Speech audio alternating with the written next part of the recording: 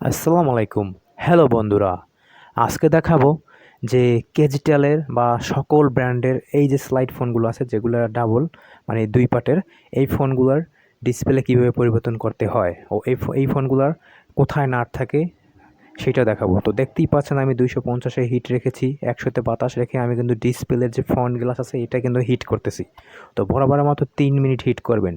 তারপরে এক কর্নার থেকে ব্লেড ঢুকাইবেন, তারপরে 5D যে পেপার আছে পেপারের মাধ্যমে তুলবেন। তো দেখতে থাকেন আমি কিভাবে কাজটা করে নিয়েছি।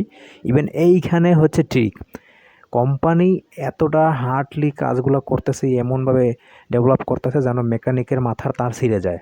তো দেখতেই পাচ্ছেন আমি কিভাবে খুলে নিয়েছি, এই চ্যালেঞ্জটা আমি নিয়ে নিয়েছি।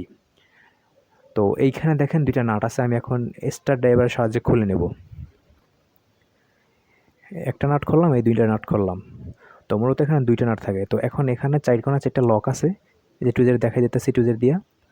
তো এই লকগুলো খোলার পর পিছনে বড় একটা ব্যান্ড লক আছে, ব্যান্ড লকটা খুলতে হবে।